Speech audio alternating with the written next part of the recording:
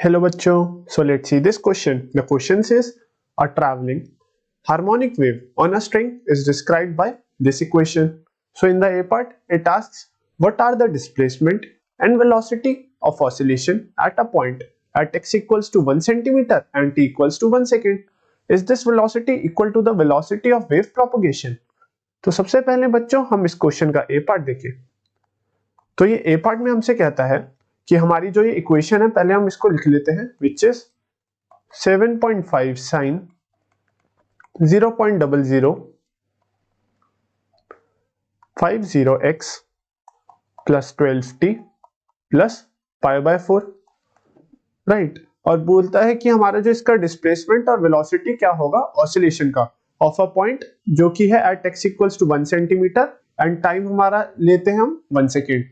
तो देखिए अगर यहाँ पे हम x की वैल्यू 1 सेंटीमीटर पुट करें और t की वैल्यू हम पुट करें 1 सेकेंड तो ये हमारा बनेगा y equals to this will be equal to y equals to 7.5 sine 0.0050 centimetres x plus 12 plus π/4। Basically हमने यहाँ पे x को sorry this will be 1 centimetre है, यहाँ पे हमने x को और t की वैल्यूज पुट करी है which is 1 centimetre and 1 second respectively.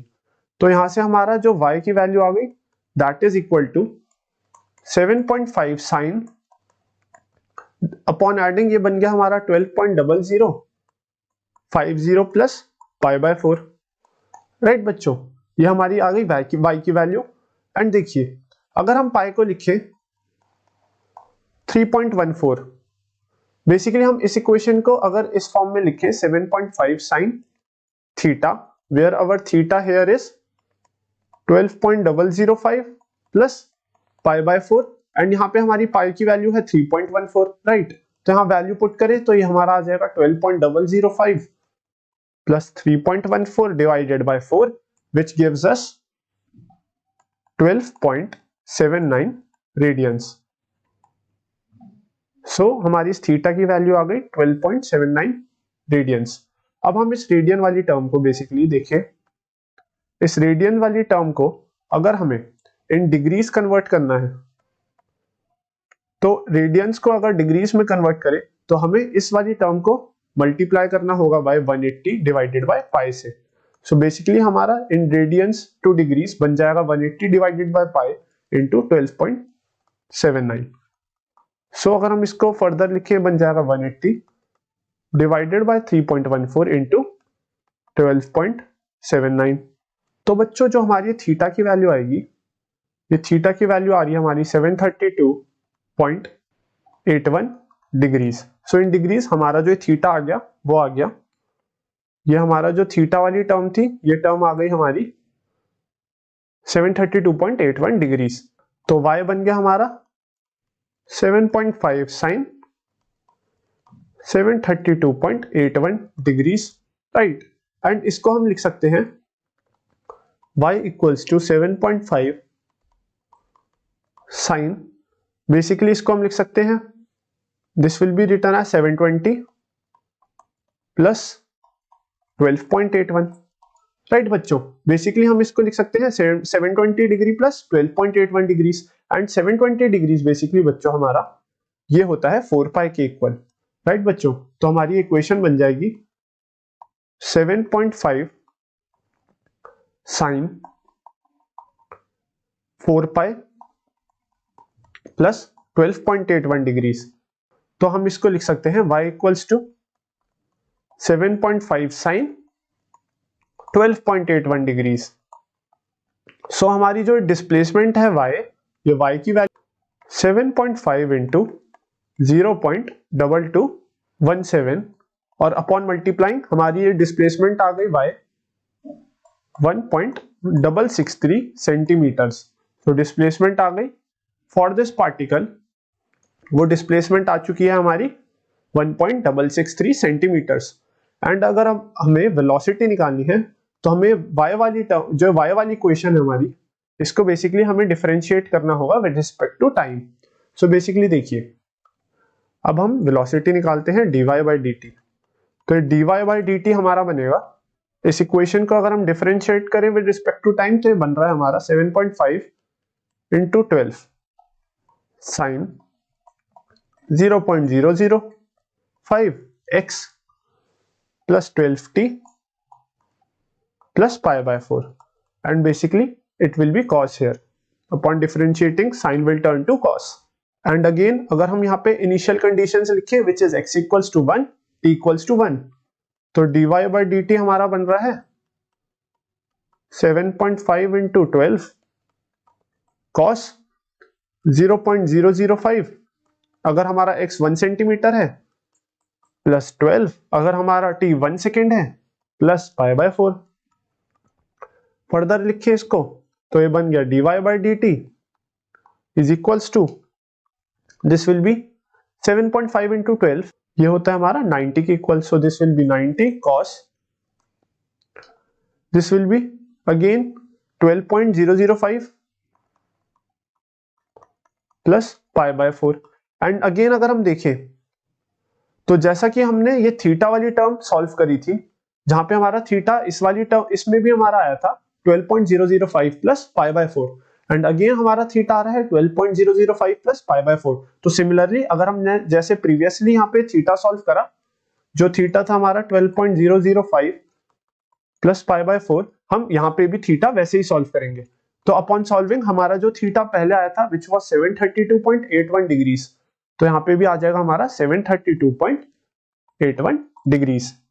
तो यहाँ पे हम वेलोसिटी वाली dy by dt हो गई हमारी वेलोसिटी ऑफ द पार्टिकल, तो वेलोसिटी हो गई 90 cos, सो हमारी basically velocity equals to 90 cos. अगर इस वाली टर्म को हम इससे रिप्लेस करें डिग्रीज से तो ये आ जाएगा 732.81 डिग्रीज, राइट बच्चों.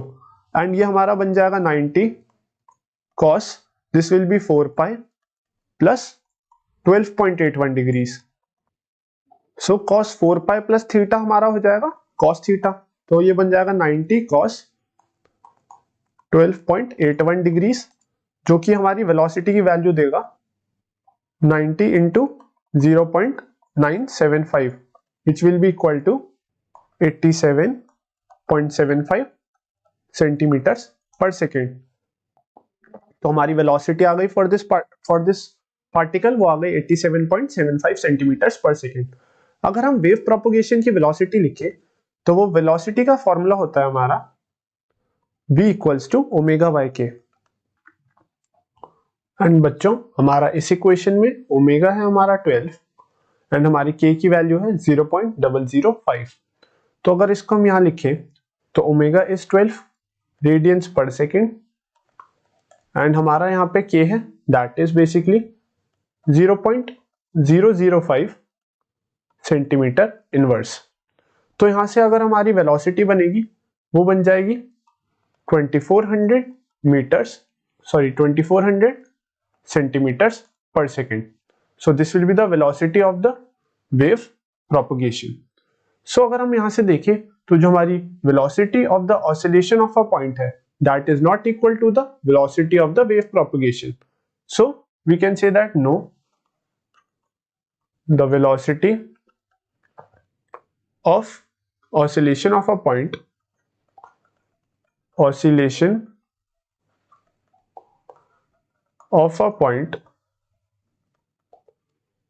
is not equal to velocity of wave propagation. So this will be the answer for the A part here. B part में बोलता है locate the points of the string which have the same transverse displacement and velocity as the x equals to 1 centimeter point at t equals to 2 second, 5 second and 11 seconds. So देखिए बच्चों इस question B part में हमारा सबसे पहले हम देखें जो हमारी वेवलेंथ होगी इस वेव की वो क्या होगी.